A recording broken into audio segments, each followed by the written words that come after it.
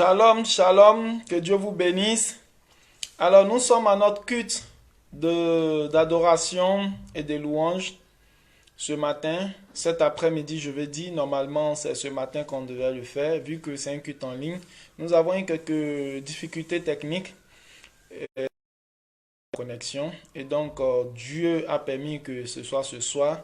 Je tiens à vous bénir, à vous dire merci, tous ceux qui sont là. Et donc, nous allons commencer. Mon fils Hervé à se joindre à nous pendant ce culte pour un moment d'adoration et de louange avant de commencer, de passer à la prédication de la parole de Dieu. Mais avant toute chose, nous allons confier cela au Seigneur. Nous allons demander à Dieu de prendre le contrôle. Nous allons demander au Seigneur de se manifester puissamment. Toi qui es là, commence à bénir Dieu, commence à dire merci à Jésus-Christ de Nazareth. Commence à élever le nom de ton Père, de ton Seigneur, parce qu'il te permet d'être en vie. Et tu vas lui dire merci malgré l'épidémie, malgré tout ce qui se passe autour de nous dans ce monde. Nous avons la santé, donc tu vas prier, tu vas dire merci à Jésus. Commence à prier, dis merci à Jésus pour ce moment. Dis merci à Jésus pour ta famille. Dis merci à Jésus parce qu'il te préserve de tout mal, il te préserve de tout ce qui ne bénit pas son nom. Bénis le nom de Jésus. Dis merci à Dieu, dis merci à Dieu. Dis merci à ton Dieu. Prie et dis merci. Dis merci à Jésus-Christ de Nazareth. Dis merci au Créateur. Dis-lui merci en ce jour. Bénis le nom du Seigneur. Bénis le nom de Jésus-Christ de Nazareth pour ta vie, pour la vie de ta famille. Bénis le nom de Jésus, bénis le nom de Jésus, bénis le nom de Jésus, bénis le nom de Jésus, bénis le nom de Jésus, bénis le nom de Jésus-Christ de Nazareth. Bénis le nom de Jésus, dis merci à Dieu. Prie, dis merci à Dieu. Dis merci à Jésus. Dis merci à Jésus.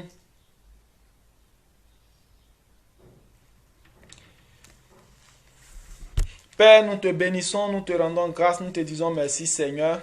Merci pour cette journée que tu nous as donnée, cette semaine que tu nous as donnée. Tu as été avec nous, Papa. Tu as veillé sur nous, sur nos vies, sur nos familles. Tu as pris soin de nous, Seigneur éternel des armées. Tu nous as protégés de tout. Tu as gardé, Seigneur, contre tout plan maléfique, toute ruse démoniaque. Seigneur, tu as épargné nos familles de cette pandémie. Éternel des armées, nous bénissons ton nom parce que tu es fidèle. Nous bénissons ton nom et ta paix. Nous bénissons ton nom pour l'amour que tu manifestes à notre égard. Nous te rendons toute la gloire, Seigneur Jésus-Christ de Nazareth, pour tout ce que tu es, pour tout ce que tu fais. Dans le nom précieux de Jésus. Cette maison a été grande. Amen. Amen. Amen. J'espère que vous avez compris. Aujourd'hui, j'ai pris ma Bible, la version qui est la plus répandue, comme là, c'est le culte, pour que nous tous on puisse suivre. Voilà. Et donc, voici le texte que nous venons de lire. Jésus s'adresse encore à l'Église, il s'adresse encore au peuple de Dieu, il s'adresse encore aux fidèles, aux disciples qui étaient autour de lui. Et il a dit, pourquoi m'appelez-vous Seigneur, Seigneur, et ne mettez pas en pratique ma parole? Pourquoi m'appelez-vous Seigneur, Seigneur, et vous ne mettez pas en pratique ma parole? Je vous montrerai celui qui est semblable. À qui est semblable tout homme qui vient à moi, entend mes paroles et les met en pratique. Donc Jésus s'adresse au peuple, à ses disciples, à ses fidèles, et il a fait dans ces 3 versets cette remarque. Le Seigneur a constaté, il a remarqué qu'autour de lui, les gens le suivaient. Les gens marchaient avec lui. Tous disaient Seigneur, Seigneur, Seigneur, tout le temps, Seigneur, Seigneur, Seigneur, Seigneur. Mais le constat est que ceux qui disaient Seigneur ne mettaient pas en pratique sa parole. Ces personnes-là faisaient tout ce qui est contraire à la parole de Dieu. Mais ils étaient prompts à l'appeler Seigneur, ils étaient prompts, ils étaient toujours derrière lui, ils le suivaient, ils marchaient avec lui. Alléluia. Alléluia. Alléluia. Amen. Vous n'êtes pas avec moi. Alléluia. Amen. Voilà. Parce qu'il y a quand même quelques fidèles ici avec moi. Voilà, ils ont fait le culte à la maison. Donc, ils sont là. Et ils ont peur de répondre Amen. Donc, bien-aimés, ce soir, nous voulons parler sur ce thème. Pourquoi m'appelez-vous Seigneur, Seigneur? C'est une interrogation de la part de Jésus-Christ de Nazareth. Et ce soir, je veux réitérer cette interrogation. Je veux me mettre à la place du Seigneur Jésus et poser cette question aux chrétiens, aux fidèles que nous sommes aujourd'hui. L'église actuelle a un problème. L'église d'aujourd'hui donne dans la désobéissance. L'église d'aujourd'hui donne dans l'insoumission. L'église d'aujourd'hui se comporte comme un enfant qui, pendant l'âge de la puberté, croit qu'il est déjà mature, croit qu'il est déjà adulte et veut faire ces choses comme il le veut, comme il le pense. Il ne veut plus suivre ses parents, il ne veut plus marcher selon ce que ses parents disent.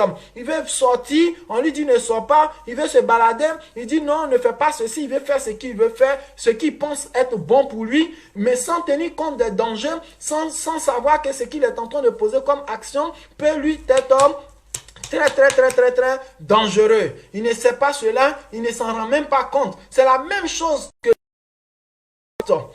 depuis le temps de Jésus jusqu'à aujourd'hui. Bien aimé, la question que Jésus avait posée est d'actualité encore. Cette question-là est réelle, elle est même plus vraie aujourd'hui. Beaucoup d'entre nous, nous suivons le Seigneur, nous marchons derrière lui, nous allons à l'église tous les dimanches. Mais bien aimé, nous ne faisons pas ce que le Seigneur nous demande de faire. Nous ne sommes pas soumis à l'autorité établie sur nous. Bien aimé, et mais quand c'est chaud, nous disons Seigneur, Seigneur, Seigneur, Seigneur. Alléluia. Alléluia. L'église n'obéit pas, bien-aimé. Ici, encore, Jésus ne s'adressait pas à des païens. Jésus ne s'adressait pas aux bien-aimés, à des gens qui ne le connaissaient pas. Il ne s'adressait pas à des féticheurs. Il ne s'adressait pas à des mystiques. Bien-aimé, Jésus n'a rien à foutre avec les mystiques. C'est leur problème, ils ont choisi leur voie. Ce qui est sûr, au jour du jugement dernier, ils vont à l'éternel. Ces personnes-là, ce n'était pas ça le problème de Jésus. Le vrai problème de Dieu, le vrai problème du Seigneur, ce sont ceux-là même qui se font passer pour des disciples. Ce sont ceux-là même qui se font passer pour des chrétiens. Ce sont ceux-là même qui disent qu'ils suivent Jésus-Christ de Nazareth. C'est leur comportement qui étonne Dieu. C'est leur comportement qui fait que Jésus même se pose des questions. Mais attends, mais vous là, vous qui dites que vous me connaissez, vous qui accusez les autres, vous qui condamnez les autres, vous qui blâmez les autres, vous qui dites que les autres sont païens, vous qui dites que les autres sont féticheurs, que les autres sont mystiques, que les autres là ne connaissent pas Jésus, ils iront en enfer. Mais vous-même, regardez votre comportement, regardez votre attitude, regardez vos paroles, regardez vos habitudes. Vous m'appelez Seigneur, Seigneur. Vous êtes derrière moi matin, midi, soir. Vous me courez après. Vous cherchez les miracles, vous cherchez les bénédictions. Vous attendez que je multiplie le pain. Vous attendez que je vous guérisse des maladies. Vous attendez que je chasse les démons dans vos vies. Mais vous n'obéissez pas à ma parole. Vous ne vous soumettez pas à ma parole. Vous faites tout ce qui est contraire à ma volonté. Vous faites ce que je ne vous demande pas de faire. Et vous ne faites pas ce que je veux que vous fassiez. Alléluia. Il y a des gens qui sont dans l'église d'aujourd'hui. Oh, ils n'obéissent pas au Père spirituel. Ils n'obéissent pas à l'ambassadeur que Dieu a établi sur eux. Au ministre de Jésus-Christ de Nazareth qui est établi sur eux. Quand le Père dit on fait ça, quand le Père dit on marche comme ça, ils font autre chose. Tous les dimanches, l'homme de Dieu, la servante de Dieu vient, elle prêche, elle enseigne, elle libère la parole, elle donne les consignes, elle donne l'orientation selon la révélation du Père, selon la révélation de Dieu. Mais lui, quand il entend, il sort, il fait le contraire. On dit ne cherche pas femme, il est dans le désordre sexuel. On dit ne cherche pas garçon, elle est dans le désordre sexuel. Obéis à la parole de Dieu, soumets-toi, oh, pour que Dieu te bénisse. On ne fait pas ces choses, on n'obéit pas à contraire. Maintenant, quand ça ne va pas, quand il y a les problèmes devant maintenant, on vient, on crie papa, maman, regarde ce qui m'arrive, regarde ce que je traverse, regarde ce que je vis. Mais quand on te disait de ne pas faire, tu étais où? Où est-ce que tu as mis en pratique ces conseils? Aujourd'hui, tu cries Seigneur, Seigneur. Je me souviens d'une phrase de mon père. Mon père, un jour, j'avais fait ce qu'il ne voulait pas. Et je savais qu'il allait me frapper lorsqu'il allait rentrer. Donc quand il vient, je le vois, je commence à déserter la maison. Je me mets à distance parce que je sais que forcément il va découvrir. Je ne sais plus, je ne me souviens plus ce que j'avais fait. Mais je me rappelle bien de cette scène. Donc je savais qu'il allait découvrir. Et il allait forcément chercher à me frapper. Donc je me mettais à une certaine distance. Je me mettais un peu loin de lui. Et puis il était là. Jusqu'après, il a découvert et il m'a dit, depuis là tu es loin. Donc tu sais que j'allais te frapper. Tu sais que ce que tu as fait n'est pas bon. Mais pourquoi tu l'as fait? Bien-aimé, il m'a posé cette question, mais pourquoi tu l'as fait? Comme toi-même tu sais que ce que tu as fait là mérite d'être puni. Pourquoi tu l'as fait? Au lieu d'avoir peur, de fuir, mais il fallait éviter de faire. Comme ça, tu allais être tranquille. Tu n'allais pas avoir de problème. Mais cette phrase, cette question-là, en fait, ça, c'est resté dans mon esprit. C'est resté dans mon esprit et j'ai grandi avec ça. Ce qui faisait quand même vrai choses pour lesquelles on allait me frapper. Parce que toujours la question me revenait, mais si tu sais qu'on va te frapper, pourquoi tu le fais? Si tu sais que c'est pas bien, pourquoi tu le fais? Bien aimé, si nous les chrétiens, nous tous, on avait cette conscience, il y a beaucoup de choses qu'on allait éviter. Il y a beaucoup de choses qu'on n'allait plus faire. Il y a beaucoup de choses dans lesquelles on n'allait plus tomber. Tu sais que c'est pas bon. Tu sais que la parole de Dieu défend. Tu sais que la parole de Dieu condamne. Tu sais que Jésus n'est pas d'accord. Mais tu fais. L'homme de Dieu t'interpelle. Tu t'en fous, tu fais. Quand ça ne va pas, maintenant tu cries à Dieu, tu cries à l'homme de Dieu, tu commences à accuser, à condamner, à juger, à calomnier parce que tu penses que les autres doivent porter le fardeau, ton fardeau à ta place. Tu penses que les autres doivent récolter ce que toi tu as semé. Non, ce n'est pas comme ça. Ce n'est pas comme ça, bien-aimé. Pourquoi m'appelez-vous Seigneur, Seigneur? Pourquoi m'appelez-vous Seigneur, Seigneur? Vous ne méritez même pas de m'appeler Seigneur. Je ne suis pas votre Seigneur. Je ne suis pas votre Seigneur. Jésus dit, vous ne méritez pas de m'appeler Seigneur. Vous m'appelez Seigneur, pourquoi? Pas parce que je ne suis pas Seigneur. Je suis Seigneur. Mais vous qui m'appelez Seigneur, est-ce que vous méritez de m'appeler Seigneur? Voici la question. Vous qui m'appelez Seigneur, est-ce que vous méritez de m'appeler Seigneur? Toi qui dis que tu es de Jésus, est-ce que tu mérites de dire que toi tu es de Dieu? Est-ce que toi qui dis que tu es chrétien, tu mérites de dire que tu es chrétien? Parce que les païens nous regardent, les mondains nous regardent, les féticheurs, les sorciers autour de nous nous observent, ils nous regardent. Est-ce que nous méritons d'être appelés chrétiens? Est-ce que nous pouvons nous vanter d'être chrétiens? Aujourd'hui, on a honte de dire aux gens que nous sommes chrétiens parce que nous-mêmes nous connaissons notre vie. On a honte de dire aux gens que nous sommes chrétiens parce que nous savons que les gens savent ce que nous faisons. On a honte de dire que nous sommes chrétiens. Dans certains milieux, même quand on dit tu es chrétien, même là, tu te fâches. Je me rappelle une fois, une de mes filles, elle a bagarré avec sa soeur parce qu'elle vivait à l'église. Avec moi, on était à l'église. Elle dit pourquoi sa soeur allait dire dehors qu'elle vit à l'église, qu'elle est chrétienne. Elle s'est fâchée, elle a fait parler pour ça. Elles se sont bagarrées vrai, parce qu'on a dit qu'elle est chrétienne. Elle a honte de dire qu'elle est chrétienne. Aujourd'hui, beaucoup de chrétiens ont honte qu'on dise qu'ils sont chrétiens. Beaucoup d'enfants de Dieu, ils ont honte de dire aux gens qu'ils sont chrétiens. Ils ont honte d'annoncer la parole de Dieu. Ils ont honte de proclamer Jésus-Christ de Nazareth. Ils ont honte d'annoncer l'évangile. Bien aimé, parce que même ils savent que leur vie qu'ils mènent ne reflète pas la vie de Christ, ne reflète pas la vie d'un chrétien, ne reflète pas la vie que Dieu nous demande de vivre. Tu es assis dans tous les gandas, tu bois. Comment tu ne vas pas avoir honte qu'on dise que tu es chrétien? Hein? Tu fais tous les sales coups que les gens du monde même font. Il y en a même là, ils font plus grave que les païens. Donc le jour on dit il est chrétien, il est là. Et moi je suis chrétien depuis quand? Hein? Je suis allé à l'église 2 jours là. Après ça tu dis je suis chrétien. Ils discutent même. Ils discutent, ils refusent même qu'on dise qu'il est chrétien. Mais dimanche, il est assis à l'église. Certains même là, ils veulent pas. Dimanche, quand on filme, on fait la vidéo directe, ils sont pas d'accord. Ils veulent pas qu'on sache qu'ils vont à l'église. Il y en a même photos simples. Ils refusent, ils veulent pas qu'on les photographie. Pourquoi on va les voir dans la maison de Dieu? Ils ont honte qu'on dise qu'ils sont chrétiens, qu'ils sont à l'église. Comme ça, dehors là-bas, ils pourront faire ce qu'ils ont à faire. Pour ne pas qu'on leur dise, mais toi, on t'a vu à l'église, pourquoi est-ce que tu es parmi nous? On t'a vu à l'église, mais pourquoi tu viens faire ce qu'on fait? Donc, ils refusent qu'on le voie. Regardez, les gens, moi je suis là, ici au Maroc, sur les réseaux sociaux, on voit les gens qui font publicité des boîtes de nuit sur les réseaux sociaux. Ils font publicité des shows mondains qu'ils organisent un peu partout. Ils mettent les photos des gens qui y vont. Ils mettent des photos des boîtes de nuit, des salles de spectacle là où ils vont. Ils mettent les images, ils mettent même les vidéos. Ils publient partout sur les réseaux sociaux. On voit, personne ne se plaint. Ces personnes-là ne se plaignent pas. On les voit, visage découvert, dans leur tenue bizarre, sexy. On les voit, personne ne se plaint pour dire que pourquoi on a mis mon image, pourquoi on a mis ma photo. J'étais en boîte, j'étais dans le show, j'étais en train de boire. Il y a des gens qui organisent des spectacles ici. Ils mettent les vidéos même sur Facebook. Ils sont fiers de faire le show, d'être dans l'alcool, d'être dans ce qu'ils font. Ils n'ont pas honte. Eux qui sont païens, qui font ces choses, ils n'ont pas honte. Mais toi, tu as honte qu'on te voit à l'église. Tu as honte qu'on filme la louange, on met sur Facebook. Tu as honte. Tu te plains. Moi, je n'aime pas. À l'église, quand on me filme là, je n'aime pas ça. Et pourquoi vous me filmez? Vous filmez les gens comme ça, sans demander leur avis, comme si tu étais en train de faire du mal. Comme si tu étais allé voler. Comme si tu étais dans un lieu interdit, une boîte de nuit. Tu es à l'église, bien-aimé. Tu es à l'église en train d'adorer Dieu. Tu es à l'église en train de servir ton Seigneur. Danser pour Jésus. Louer ton Dieu. Où est le mal en cela? Où est la honte en cela? Où est la gêne? Pourquoi est-ce qu'on ne doit pas te voir parce que tu es en train d'adorer Dieu? Qu'est-ce que tu te reproches?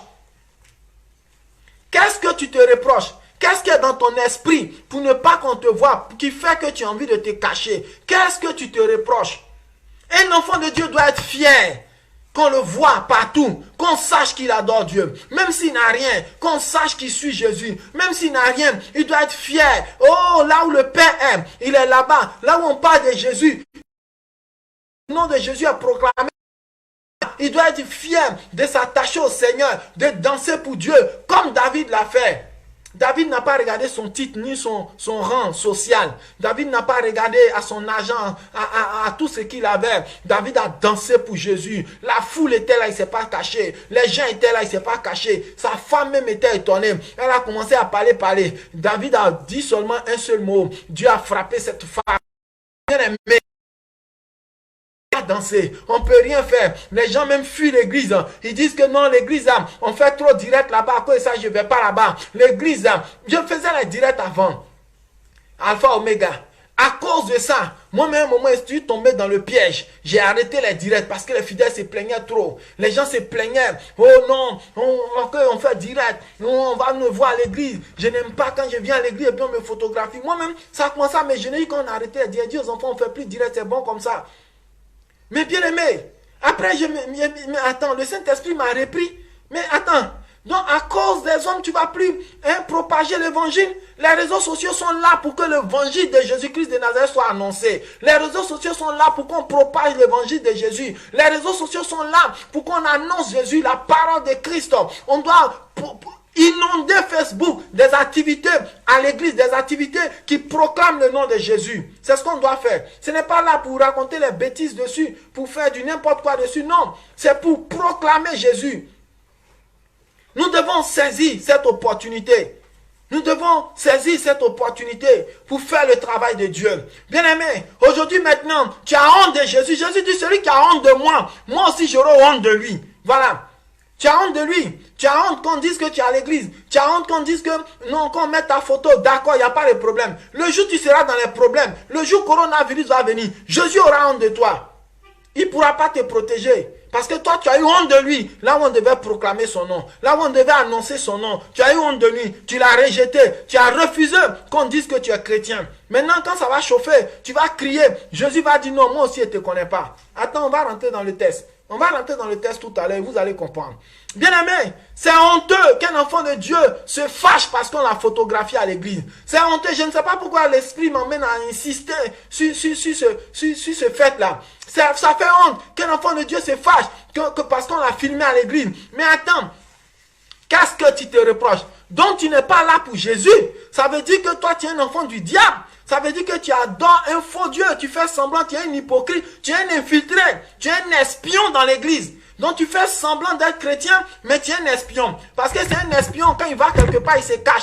Il ne veut pas qu'on sache qu'il est là-bas. Parce qu'il sait que le rôle qu'il allait jouer, ce n'est pas pour bénir ceux qui sont là, mais il travaille contre eux. Donc toi, tu travailles contre nous, mais tu es parmi nous. Tu te fâches parce qu'on t'a filmé. Il y a des gens même qui bagarrent vrai à cause de ça.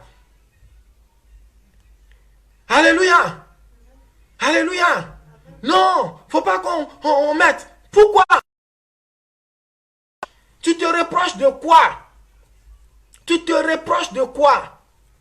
Pendant que les enfants du diable n'ont pas honte. Pendant que les prostituées n'ont pas encore mettre leurs photos. Pendant que les gens qui sont en boîte eux-mêmes là, ils se filment, ils font les selfies et puis ils publient sur les réseaux sociaux pour montrer qu'ils ont fait le show, pour montrer qu'ils étaient en... Ils ne se gênent pas. Mais toi, pourquoi tu te caches? Et ils sont fiers de leur père. Et puis ils publient. Toi, tu te caches de ton père. Ça veut dire que tu n'es pas fier de Jésus. Tu n'es pas fier de Jésus. Et ces personnes-là étaient autour du Seigneur, juste pour profiter. Ils sont là pour profiter. Tu es à l'église, tu veux qu'on t'impose les mains tout le temps. Tu veux profiter de la grâce de l'homme de Dieu. Tu veux profiter de l'onction qui est dans ce lieu. Tu veux profiter de la présence de Dieu qui est dans cette église, dans cette communauté. Mais tu ne veux pas t'impliquer, tu ne veux pas qu'on sache que tu es de là-bas. Ça veut dire que toi, tu n'es pas là. Mais quand la bénédiction est là, tu veux venir profiter. Ces personnes-là étaient autour de Jésus. Ils voulaient profiter et ils étaient là pour profiter. Ils étaient là pour bénéficier des grâces, des miracles, des guérisons que Jésus faisait. Mais ils ne voulaient pas s'impliquer. Ils ne voulaient pas marcher conformément à la parole de Dieu. Parce que quoi? Tu veux venir à l'église, dimanche tromper les gens, et puis en semaine, mener la vie du monde. Donc quand tu viens là, si on a mis photo que ceux qui sont dehors voient, ça va gâter ton affaire. Ça va gâter ton business. On va dire, ah c'est pas la chrétienne, mais c'est pas celle-là qui vient dans... Mais pourquoi elle fait ça? Donc pour ne pas qu'on t'étiquette, tu préfères te cacher. Tu n'es pas encore prêt. Répands-toi, bien-aimé. Répands-toi. Change de vie. Change. Jésus là, il dit, si tu n'es ni chaud ni froid, il te vomira. Tu es avec Jésus, tu dois être chaud. Tu ne dois pas être au milieu. Il n'y a pas de juste milieu en Dieu. Il n'y a pas de juste milieu. Soit tu es avec lui ou tu n'es pas avec lui. Tu ne peux pas faire un peu ici, aller faire un peu ailleurs. C'est impossible. Sinon, si tu le fais, lui il considère que tu n'es pas avec lui. Jésus, tu te donnes à lui à 100%. Tu te donnes à lui entièrement. Tu te donnes à lui de tout ton cœur. Ton cœur n'est pas à partager en deux choses. Il dit, nul ne peut servir deux maîtres à la fois. Tu haïras un et tu aimeras l'autre. Soit tu sais Jésus, soit tu sais le monde. Soit tu sais Jésus, soit tu sais le monde. Il n'y a pas demi-mesure, il n'y a pas, c'est pas de l'à peu près. Tu es avec lui. Ou si tu n'es pas encore prêt à abandonner le monde, prie, on va t'aider. Dis, je ne suis pas encore prêt, on va t'aider. On va prier pour toi, on va faire les choses pour toi. Et Dieu va t'aider. Il y a des gens qui ont fui les baptêmes parce qu'ils n'étaient pas prêts pour abandonner le monde. Moi-même, je préfère ça que celui qui va accepter de se faire baptiser et puis après, il va encore faire truc. Mais il y a un autre problème. Si aujourd'hui, Jésus vient, pendant que le coronavirus est en train de sévir, si tu es parti dans ton état là, où tu as dit que je refuse d'être baptisé, parce que je ne suis pas encore prêt pour abandonner le monde. Tu iras où? Tu iras où? C'est ça aussi le problème. Tu n'es pas prêt pour suivre Jésus. Non, j'attends un peu. Attends un peu. Tu sais quand tu vas mourir. Jésus t'a déjà dit la date de ta mort. Attends un peu. Attends un peu. Attends un peu, tu vas voir. Tu vas voir, le jour du jugement dernier, tu vas t'expliquer devant le Seigneur. Tu vas t'expliquer qu'est-ce qui a fait que tu as attendu. Qu'est-ce qui a fait que tu as dit que tu n'étais pas encore prêt. Tu vas t'expliquer. Donc voici, Jésus est avec eux. Les gens sont là. Le Maître, le Seigneur, il est avec eux. Mais Jésus connaissait leur cœur. Il savait que tout ce qu'ils étaient en train de dire là, c'est de l'hypocrisie. C'est de l'hypocrisie. Seigneur, Seigneur, Seigneur, Seigneur. Jésus savait que c'est de l'hypocrisie. Nous, on est là. Nous, on ne connaît pas le cœur de tout le monde. Nous, ce que Dieu nous montre, c'est ce qu'on voit. Ce qu'il ne nous a pas montré, on ne voit pas. Beaucoup sont autour de nous. Papa, papa, papa, papa, papa, papa, papa, papa. Mais c'est des hypocrites. C'est des hypocrites. C'est des hypocrites. Papa, papa, papa, papa, papa. Parce que papa, viens prier pour moi. Papa, Papa, il y a tel problème. Papa, pardon, prie pour moi. Papa, oh, voici cette situation. Papa...